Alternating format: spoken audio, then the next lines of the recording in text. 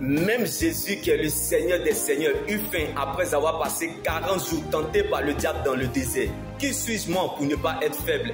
Est la force de l'Éternel. Et toi, raconte-nous ton témoignage. La foi ne se négocie pas, mais elle s'impose, car le diable n'a pas peur de ta foi. Que tu sois pasteur, archibishop ou pas, les démons n'ont pas peur de tes jeûnes et prières, ni de la somme de ton compte en banque, mais du poids de ton Jésus et ta véritable source de motivation en cherchant, suivant et servant Dieu. C'est ce qui provoquera l'accomplissement de ton miracle. Satan ne peut pas résister avec la foi d'un chrétien qui devient un disciple obéissant, car c'est dans le vent contraire que se révèle le vrai visage d'un véritable enfant de Dieu. La contradiction est un processus inévitable lorsque vous êtes dans le plan de Dieu.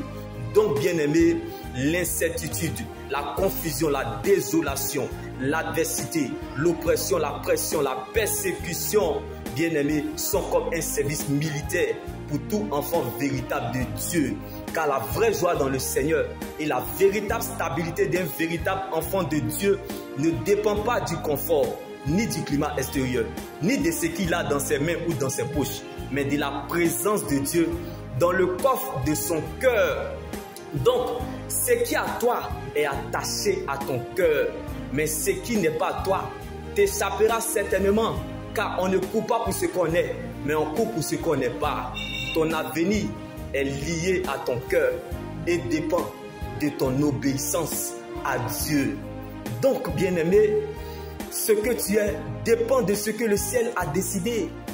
Donc, nul ne peut échapper, arrêter, annuler, stopper, contourner, détourner ou détruire un plan déjà établi par Dieu.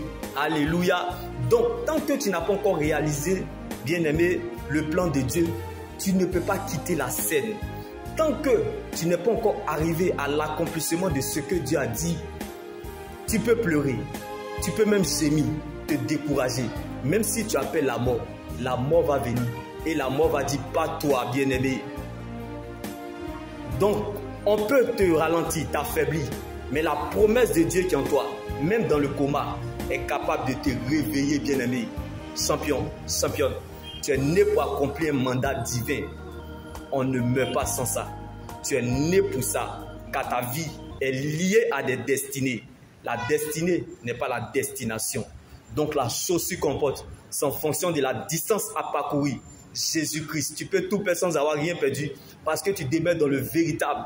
Le destin te fait subir, mais la destinée te prépare. Alors réjouis-toi, car bientôt tu casseras la démarche dans le nom de Jésus-Christ. Shalom.